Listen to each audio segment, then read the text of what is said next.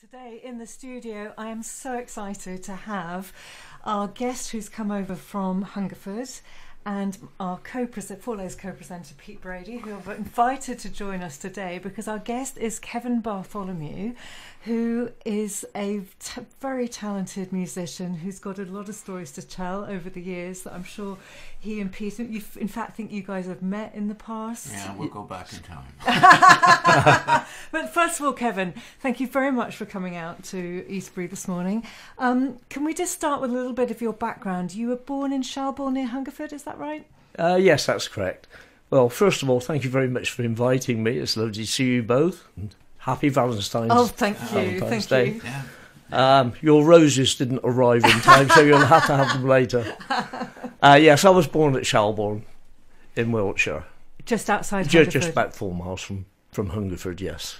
And you went to school locally in Shelbourne and then Newbury, is that right? Yes, due to work, father and mother moved to Newbury, and then obviously I had a few years there, and then later in life come back to Hungerford because I like the town, I like the community. Okay. And I know you're very involved with the music scene in Hungerford even now, so we'll get to that later. But you became a kind of quite, I'm going to say world famous, but you may think I'm being exaggerating, but pedal steel guitarist. Is yes, that right? Yes. And you have to describe what a pedal steel guitar is. Well, the pedal steel guitar has 4 legs, it has pedals, and underneath the guitar itself it has knee levers, and all of these things actually alter the pitch of the strings. So it works in reverse, really, to a normal guitar. Okay. Where the normal guitar has frets, so you press the fingers down. But on the pedal steel guitar, you have a bar, which you tend to look at as a movable fret. Okay. So it does things differently. Okay. So is this a common instrument, Pete? Are you au fait with the pedal steel guitar? Well, I wish I could play one, but I can't. The pedal steel guitar was originally probably associated with country music. Yes. But it's now used a lot in a lot of recordings that have no country roots at all. And you'd never even know it's a pedal steel guitar because the sound it makes is quite extraordinary. Yes. I mean, it's been used on so many things that people often don't realise that it's actually a pedal steel guitar. They'll probably think it's an ordinary guitar. And if you take some of the hit records, whether you take the Carpenters, On Top of the World, Ian Matthews' Southern Comfort, Woodstock, even Paul Franklin playing with Dire Straits, particularly on the Satellite album, where he does a great pedal steel guitar solo in the Walk of Life. And the pedal steel guitar is actually used a lot more than what the general public they think they're listening to a normal yes. guitar. If you hear a soaring string note and you recognise it's not a violin, it's probably a pedal steel guitar. Yes, yes. But it's just not an instrument you see kids learning at school. No. I mean, how did you pick this instrument up? Well, through knowing Gordon Huntley, who taught me to play a ukulele. He was, when I was 8 years old... That's about my limit. A ukulele is my limit. Yeah. So who taught you to play the ukulele? Gordon Huntley. He was originally with Felix Mendelssohn's Hawaiian Serenaders many years ago. And how did you know him? And he went on to be... Well, he actually lived locally, and he was a friend of my father's. Okay. And so he then was probably our top pedal steel session musician in those days. Blimey. Also, Barbara Dixon's Answer Me, All My Love, all those lovely harmonics, and so many records he played on. And he was my mentor, and a very good friend as well. Gosh, you were lucky, weren't you? Yes. So did he buy you? I mean, they sound quite a big instrument. Well, this is a story. in itself, a friend of mine had a BSA Bantam motorbike for sale, and Gordon was producing pedal steel guitars that were called Denley, and his partner in the business was a Newbury solicitor called Nigel Dennis, hence the Denley name for the pedal steel guitar. And a friend of mine had a BSA Bantam motorbike for sale. So I went round his house and he had a pedal steel guitar. And where did that come from? Oh, I swapped it with somebody. He wanted my motorbike. So I bought it. Anyway, I got it and I somewhat learnt to play it. And I was playing at Turnpike Social Club very badly. And how old were you at this point? About 20. Okay.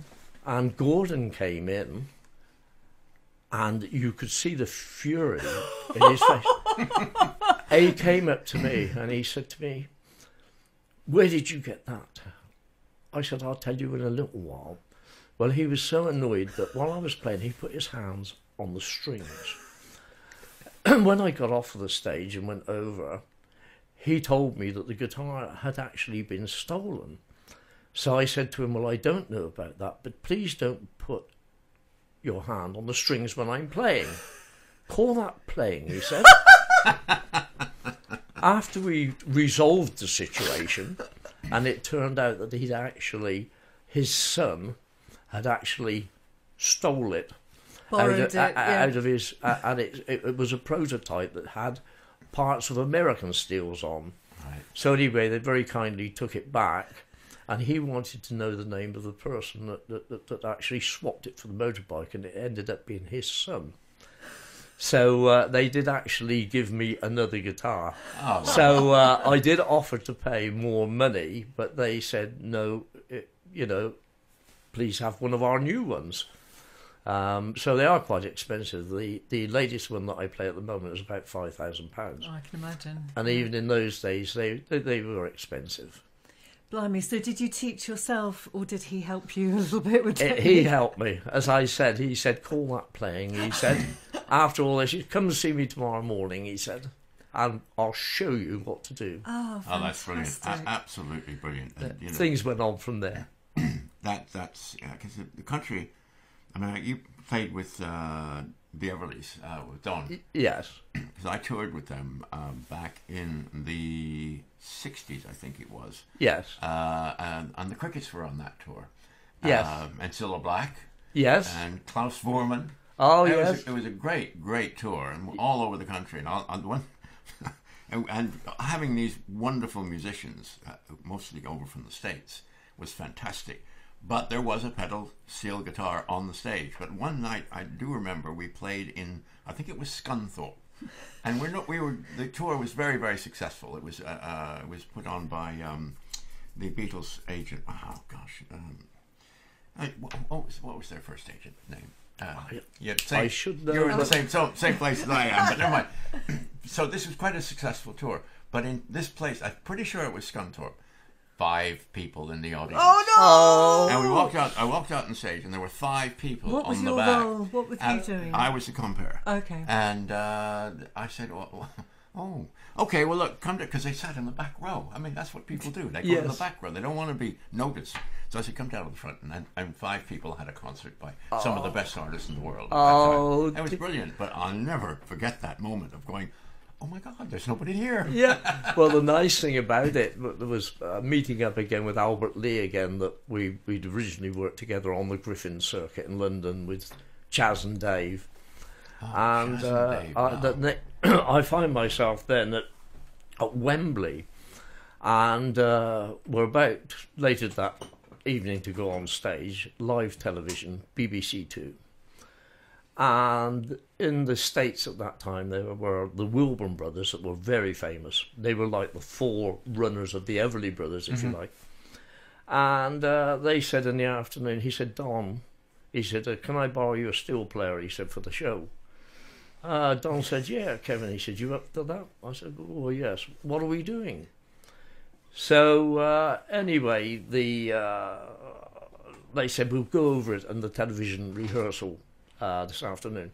Well, there ended up not being one, and I went on stage live at Wembley, not having a clue what was coming.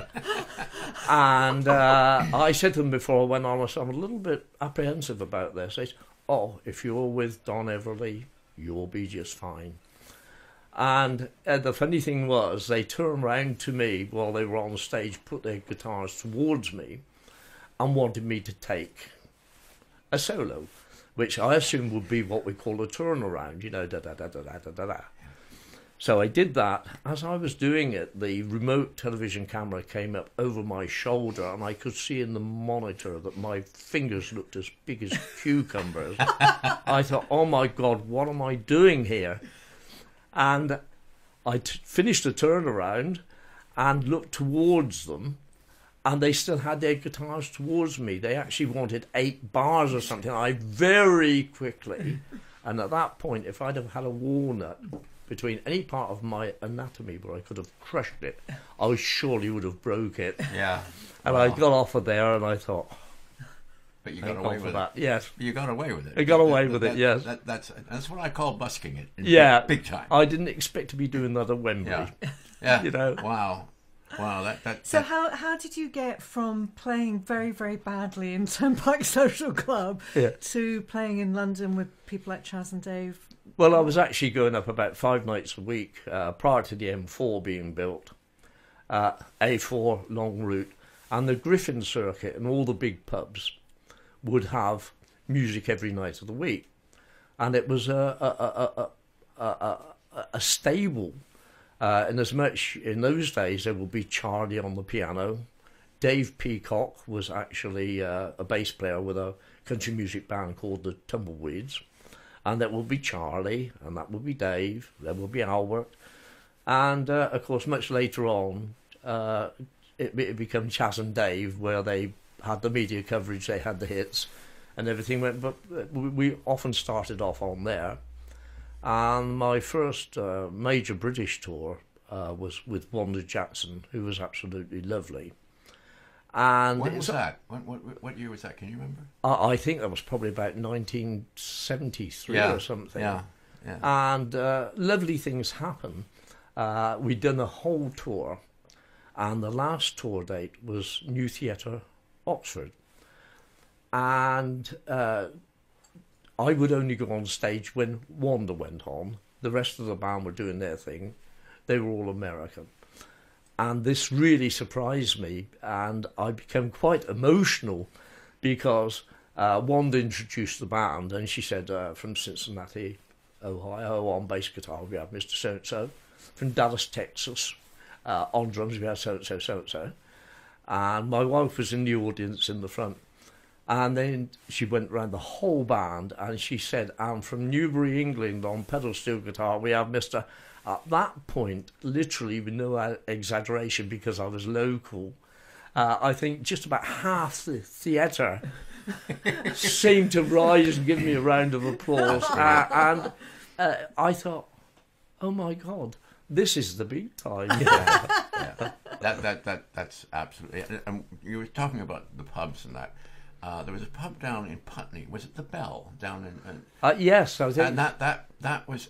It was totally different back then. I mean, I can remember going down there, and all the bands would be trying out. I used to work in a club up in North London, and the bands that came and tried out. The the Rolling Stones. Yes. And you know, and I'm going, well, who are these guys? Yeah. Yes. And it was completely different then. Yes. In terms of getting to know your stagecraft, getting to know how to work an audience, getting to understand how the audience would react, and not get upset when they started making noise and all of that. Ignoring you. But these pubs were. It doesn't happen like that now, does it? No, they were large, and the atmosphere was good, and. There was a thing recently on television with Chas and Dave, theoretically from a London pub, but I think it was scenery, but it was just like it was. Everybody used to gather, and it was a great sort of stepping stone for up-and-coming musicians that then went on to be household names, whether it be Chas and Dave, Clapton, Albert Lee, etc. And I said, where am I tonight? Oh, Red Lion, Brentford. Red Cow, Hammersmith. Yeah, it was completely different. Yes. Now, we were just chatting before we came on there, and you were telling me about the trip you made to your first trip to America. Now, America then was the home of the steel guitar. Yes. I mean, it was very rare over here, I Oh, would imagine. yes. And so... Now, Colston, Newcastle, how are you? Tell me how you felt about being this English bloke who goes over to the home of country music and the steel guitar. What happened? I was very, very nervous, and that was with Frank Highfield and a massive audience. And started doing the show, started playing, and I played a solo. I think it was a solo in Blue Bayou. And... I'm playing and there's this massive round of applause. And I thought, what's going on here? I thought Clint Eastwood had walked in or something.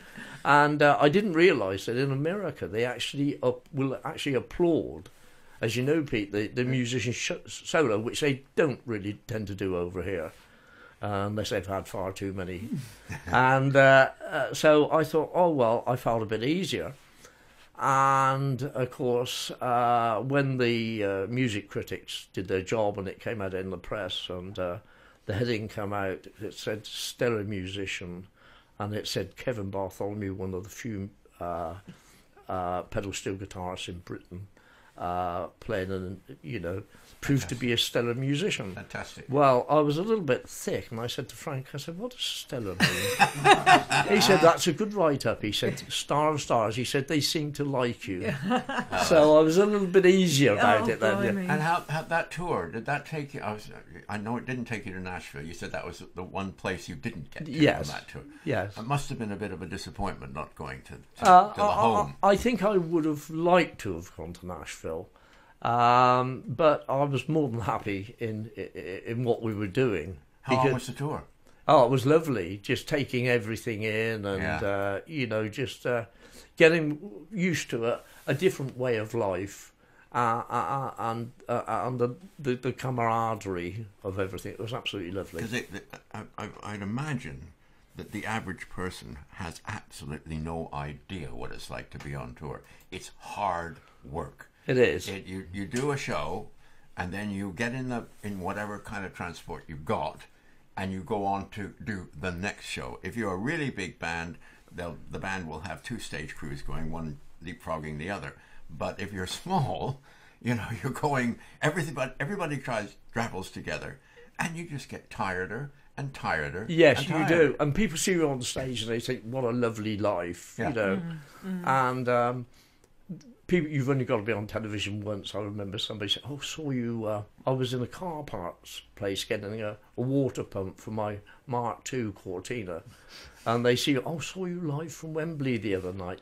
They think you're earning a lot of money. Yeah. And somebody once said, if you want to become a millionaire out of being a backing musician, start off with £1 million and see it slowly go down. Now, that's interesting. Backing musicians, session musicians. Yes. Again, a lot of people don't really understand what a session musician is. No. People like George Harrison was actually a session musician, even while he was with the Beatles, but he would go and do sessions. Yes, yes. Now, figure that one out. Yeah. And Glenn Campbell was another good example. I mean, a fantastic session musician before he ever... So a session musician means somebody who's paid to do a specific recording. Just goes and does a recording in a studio. Yeah, so it's not live performance. Well, it's like now with myself. I'm a session steel player for Puzzle Maker Studios, and the nice thing about that is that you may get something ahead of time. They may send you through a file. You've got a basic idea, and your job is to go in there and complement, obviously, the artist. And the nice thing at the moment that being more senior, I'm actually working with up-and-coming artists that are extremely good, giving that a nice modern feel, and it opens up different examples of playing the pedal steel guitar. I think today you've got some tracks that I'm on, and so... well, should we listen to one of them now? Yes. What a good idea. I'm about to choke here. Oh, no, Pete, don't do that. So we've got Yesterday, Don't Close Your Eyes, and Boys Cry Too. That's the three you've got. Yeah. And have you got the one with Ragged? I'm not sure. Those Tonight the Bottle Let Me Down. Yeah, we got that on SoundCloud. Oh, okay. Okay, but whatever you want to choose. So if we choose Yesterday? Yesterday, this shows a very nice, sombre, laid-back pedal steel guitar. Okay, lovely.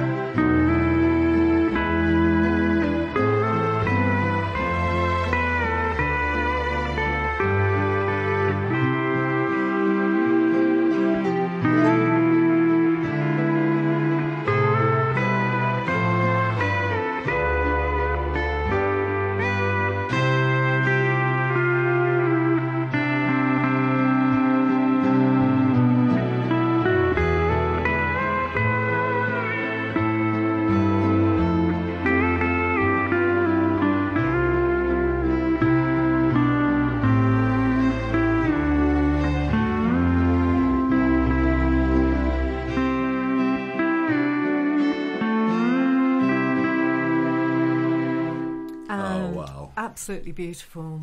Thank you very much. What a wonderful rendition of a beautiful song, but just such a lovely instrument, as you were saying. I was going to say, one thing about a session musician is they have to be very, very accomplished, because I've been fortunate enough to be responsible for some bits of music that have been recorded.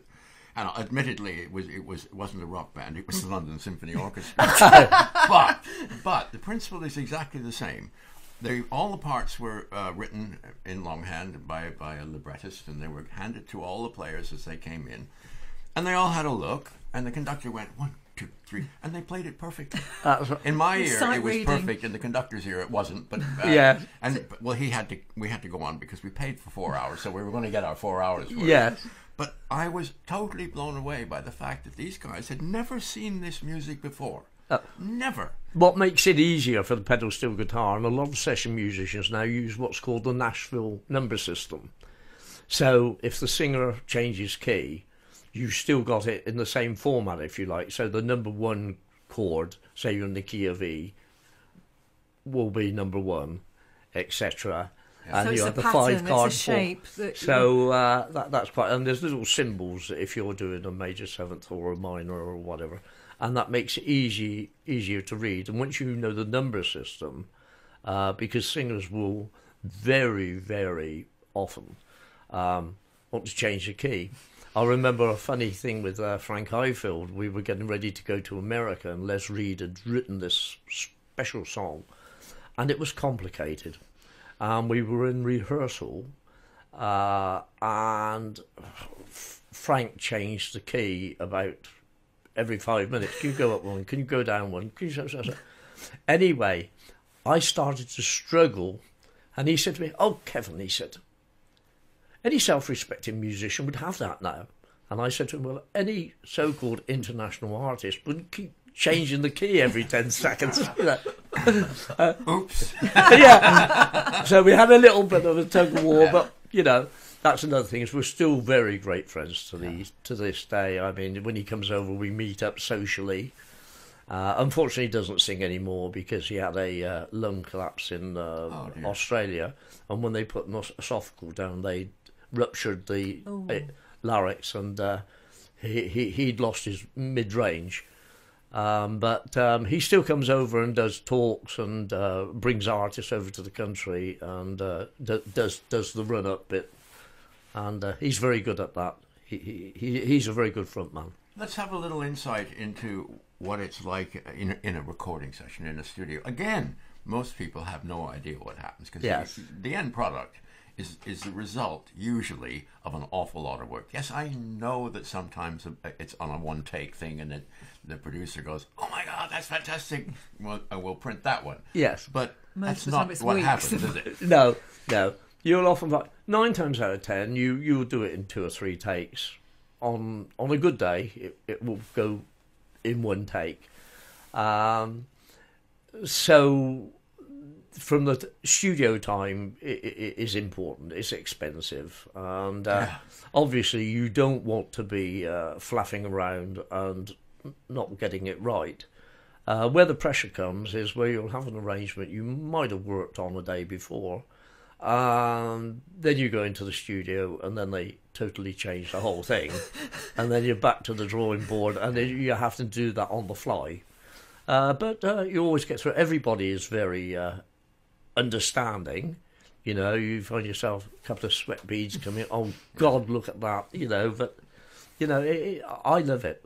I really do. Well, in terms of the end result, what's your opinion of the difference between the old studio with tape, which I remember so well, and all the amplifiers had valves in them? Now they don't. Now everything is digital. I know one producer, his name's Jeff Wesley. He used to be the Bee Gees musical director. Yes. And he was also the musical director on Hair. He will not record in a studio that only has digital stuff. He insists on a valved amplifier. Yes, some of them and still do. he insists on tape. Yes. And I gather these tape machines, I mean, I used to have 4-track and 8-track machines. I gather they're worth a fortune now because you can't get them. They don't make them anymore. Yeah, well, there was just something magical really about the reel-to-reel. Yeah. And other things in the changes that have come over, and with technology, you think that everything is going to be as it was. But I did find that when I did a television programme with Don Everly, it came over on the television absolutely lovely in that day. Later on, they converted it to digital, and there was like a sync problem which they couldn't get over.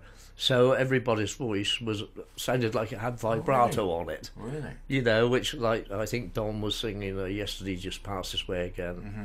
And I can't sing, but it was all like, yes, you know. And I thought, well, that's such a shame because it was absolutely lovely when it came out originally. I can remember sitting in a studio, the first, a Neve computer-driven desk, and it was the first one in the country.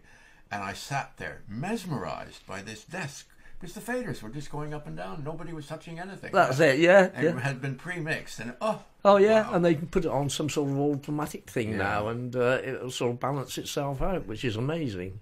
Yeah, it makes it easy. Want to bet? No, that's really good. I'll tell you what. Could we have another little bit of music? Which one would? Don't Close Your Eyes. Yes, Don't Close Your Eyes. This is off of my CD that I did called Misty Blue.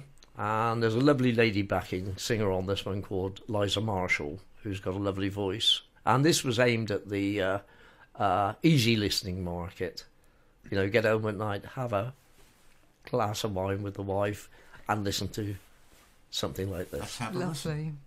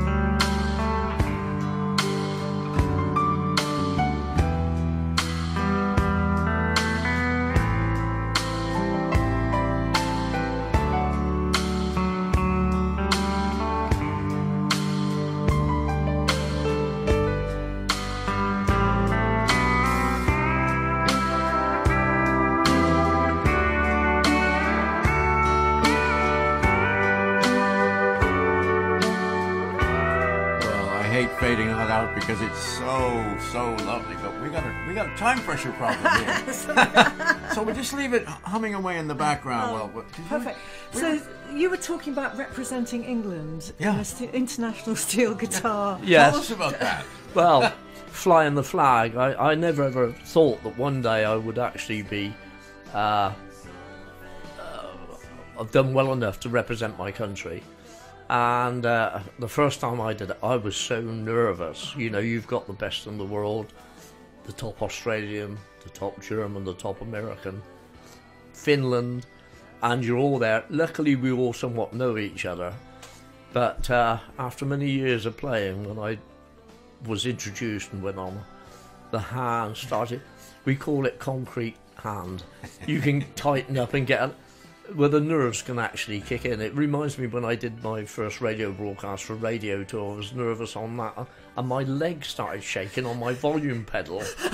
And I thought, stop it, this is absolutely, stop it, but it wouldn't stop it. Once it's like giggling on air. Yeah. Once you start, you can't stop. That's right, yes. It takes over, I don't know why. Yes. Basically because you're trying to stop. That's right, yes. Yeah. Anyway. So how did you do? Oh, well, it's not a competition as such. There are sort of ratings, but yes, it all went very, very well. Oh, good. And then, of course, the years after. So how often does that event happen? That happens every year in October. And in this part of the world, that's in Dublin. Wow. They have it at... it's about 6 miles from Dublin Airport. Mm-hmm. That's absolutely, and I didn't even know that happened. Yes, yeah. Oh, it's a great time. So is it just steel guitar, or are there backing music? No, it's mainly formatted around pedal steel guitar, but right. you have all the other musicians. You have the top Irish backing musicians that back you. Yeah. So you'll have piano, fiddle, backing singers. Brilliant. Everything. It must be great. Oh, it is great. A great event, and to play, you know, even though you're the representative for Britain, to play with other great, or to listen, you know, be with other great steel guitar players. It's got to be. Oh, it is. You exchange ideas. Yeah. You know. And what age are most of these players? Is it? Well, they're anywhere from sort of like there's some great young players coming up at the moment. Through. There's some of us more senior. But I think that probably mid-range, I suppose a lot of them are about, a lot of the top players are probably about 40 to 50. Okay, can I ask if there are any women? Yes, we've got Sarah Jury, who is world-renowned, amazing player. She's played with Van Morrison, wow. All the top names, and Sarah's absolutely lovely, and she is an amazing player. That's great. And you just showed me a picture a little while ago, with the Bellamy Brothers. I played the Bellamy Brothers this morning. Was the last record I played this morning. Well, how come you have a picture with them? Well, I wasn't actually playing with them. I was actually at the Americana Festival, which is a big festival up north, and they were on. And I can't remember who I was actually playing with that day. And we were all together, and... the fantastic band called the Amazing Rhythm Aces were up there as well, and you all get to meet each other and then move on from there. So apart from actually playing on stage with each other, you actually mix and have a chat. And, you know. Penny asked a little while ago, while your last track was playing, how does one go about learning to play a pedal steel guitar? How do you go about it these days? Well, there is so much good stuff on YouTube, tutorial stuff, written by mainly the top American steel players. In my day, it was there was one book out that everybody bought and everybody struggled with. Yeah. And then later on, I think the interesting thing about it, I think Eric Clapton said once, he had to go at pedal steel guitar. And he said it was like trying to fly a helicopter with no lessons. And I think that's how you feel when you start. But personally, I found it easier to take to that for some reason than the six-string guitar. Have you ever played a six-string guitar? Yeah, very badly. But with the pedal, you've got legs going on, well, not just you've got knees and feet Yes. and hands. So Yes. it's a bit like playing the organ. You've got to be quite coordinated. Yes, yes. So you're picking your strings, you have your bar, you have your pedals, you have your knee levers, and of course on the right hand side you have a volume pedal, which is important because you actually have to use that to create some to create the sound dynamics that you want. in Yes. there. Yeah. So it's a very interesting instrument. It is actually gaining more popularity now, Interesting. it dipped for a while, Yeah.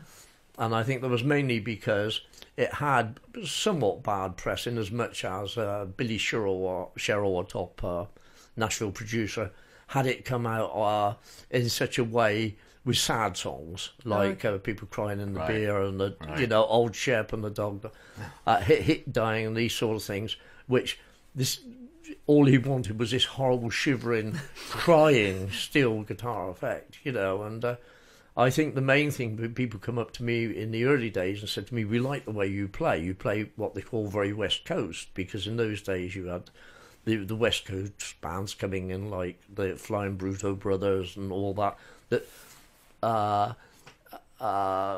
made a nice change from what was actually happening in Nashville, where this, what you might call softly predictable image of the pedal steel guitar was being portrayed.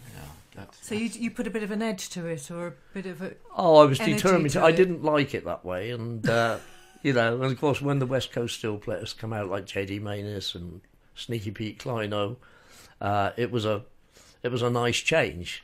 Well, this is what the instrument should be sounding like. good for you. And it's being used much more in commercial. But going back for a second, you were playing with Don Everly.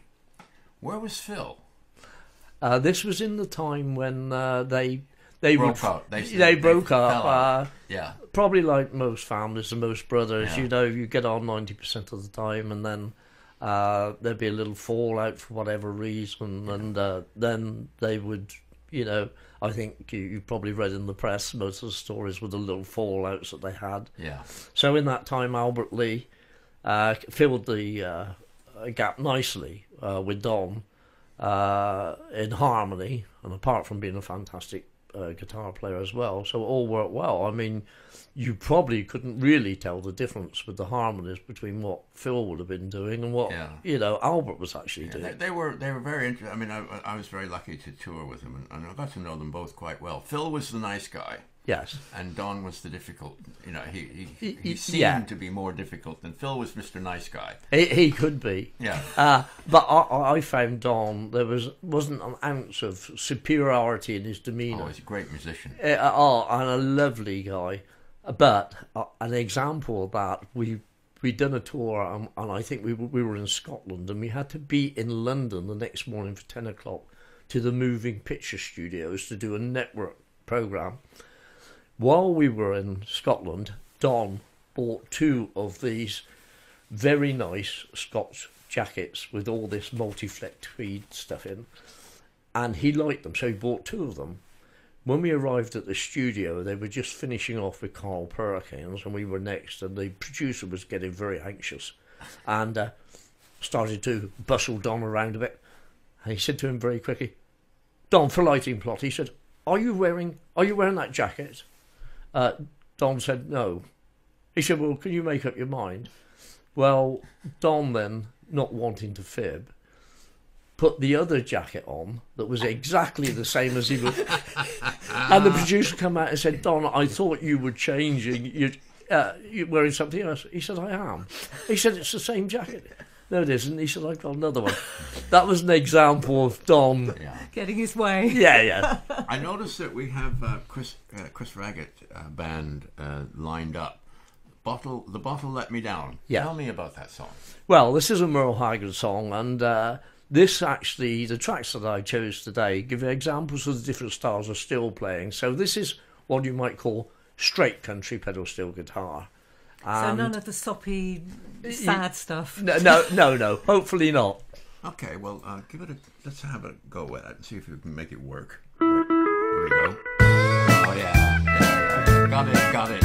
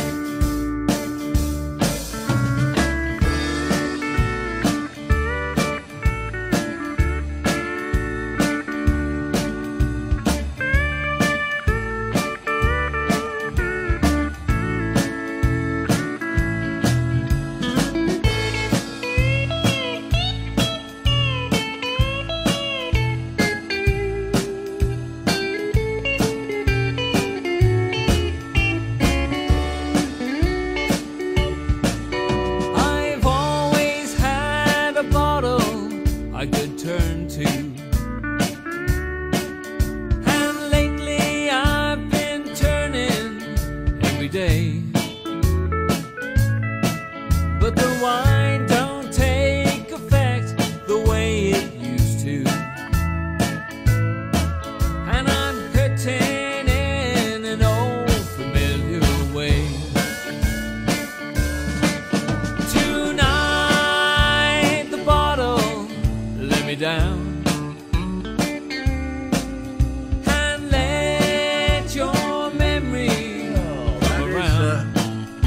Chris Raggett, well, it's a Chris Raggett band and a Merle Haggard song. Yes, yes. Now that's the pedal steel guitar that I really know well. You might remember I used to do a thing called Up Country on Radio 1 and 2 way back. That's right. A very, very long time ago. I played on that live from the National Room. Really? Yeah, and I think Dave Cash was Yeah. was doing it that day. Yeah, yeah. Dave would stand in when I was off doing something else. Right. Yeah, poor old Dave. It's Yes. sad we've lost him. Yes. Listen, something else I'd completely forgotten. You fly airplanes. Well, I did. I retired when I was 50. I enjoyed that. So, what did you fly?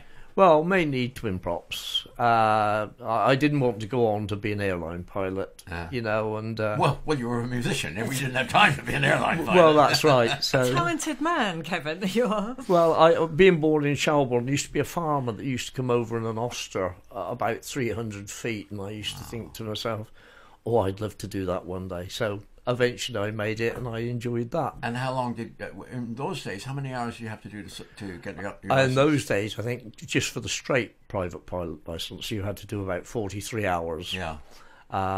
before you could move forward. But as any pilot knows, you spend most of your time doing your ground school. There's so much meteorology, radio, everything, air law, airframes, aero engines that come into it. And then, of course, as you go further on from singles to multis to night rating to instruments, it's Endless. It's endless. When I learned to fly, which was back in the 50s, if you can believe that, it was much simpler. Yes. I learned to fly on a Piper Colt. Oh, lovely. Lovely little airplane. Yes. And, in the Caribbean. Oh, beautiful. And it was a beautiful place to fly. But Yes. I'm just jealous of you. How many hours did you get then? I can't remember now. I think that many, huh? Yeah, but most of my logbooks are still in my flight case, which is over at my works premises. I haven't had them out for ages. Yes, I was very spoiled when I did Magpie, that children's television. We had an idea that would be a good idea if we showed kids how helicopters work. So I got nominated because I already had a flying license. And compliments of the Royal Air Force, I learned to fly a helicopter and I got a license. Oh, lovely. Absolutely brilliant. But of course I couldn't afford to fly them. But I had a partner for some time who had he had a bunch of airplanes, and 2 helicopters is one of the things. I was very lucky. And I used to get to fly those, but it never really occurred to me that I should have one. The nice thing about it is once you're up there and off of the ground, everything seems insignificant. Yeah. It can... All your problems. Yeah. Well, I satisfy myself now by flying a very large drone. Yeah, you're right. Which is great fun because I can see from, Don't go too high and get in the way of the aircraft. No, 400 feet, that's the maximum height by law. I know. Yeah, that's it. Listen, I could talk to you about this music forever. It really. So, you tell us a little bit more about the session studio that you do session work. Yes, in Bristol. Yes. Well, this is aimed at a lot of young up and coming artists, and they are amazing. We have got a lot of talented people about. I think you've got a track, if we've got time to play it, by Danny McMahon. He just got at the BCMA Awards top writer, top male vocalist, and this track, I think, Boys Cry 2, yeah. We've got that went to #1 on iTunes country a few weeks ago, and he's probably a very good example, and here's an example of the more modern steel playing that's required. Okay, let's try that one now then. Here we go.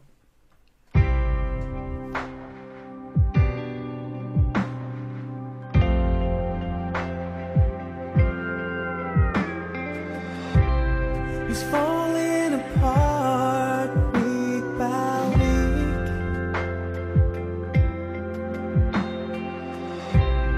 You can't find the part where he should speak.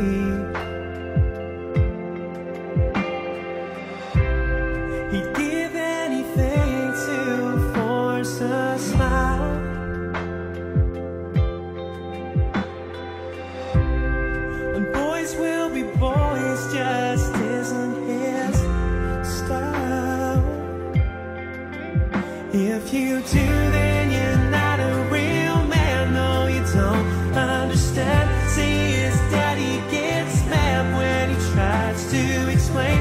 Thanks for telling the truth, man. I got news for you. Well, boys cry too. If you're waiting on something that hasn't arrived, don't paint yourself an expected disguise. Never get lost in the things you can't choose. When you're out of ideas and you don't know what to do, well, boys got to. Don't suck it up, don't play it cool.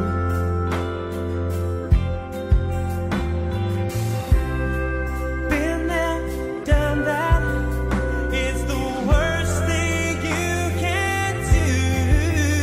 If you do, then you're not a real man. No, you don't understand. See, his daddy gets mad when he tries to explain. Thanks for telling the truth, man. I guess. Boys cry too. That's true, actually. Yeah. Yeah. So that was a modern. This is something you've recorded fairly recently at Puzzle Maker Studio in Bristol. Yes, that was great because it, as I said, it went to iTunes #1 British country, and Danny McMahon obviously is doing very, very well, and it's a good example of how this pedal steel guitar is being used in a modern way. Dare we say, getting away a little bit from how a lot of people stereotype it and see it as a hick country music instrument. You know.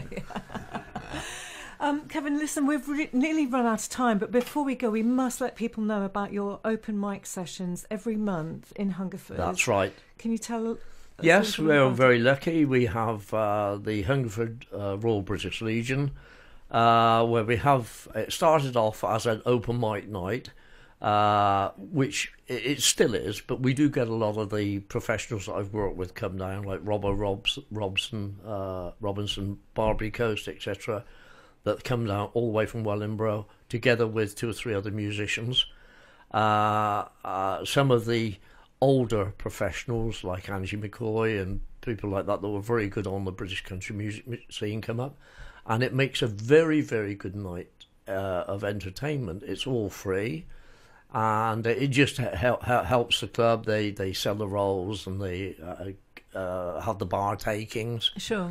And everybody has a good time. Unfortunately, we've had to cancel tonight due to a lot of illness going about with musicians. And some of them have lost their voice with the croaky thing going about.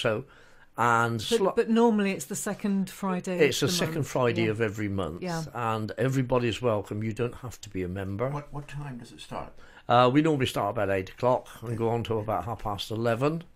But any musician can come along. Any musicians and can ask come along, and to they get can involved. come along and. We're persuading you know, Chris to come along here with his drumsticks. Do you have dru- a drum kit on stage that people Any can use? drummer like Chris that wants to just Not any keep his drummer. hand in is welcome.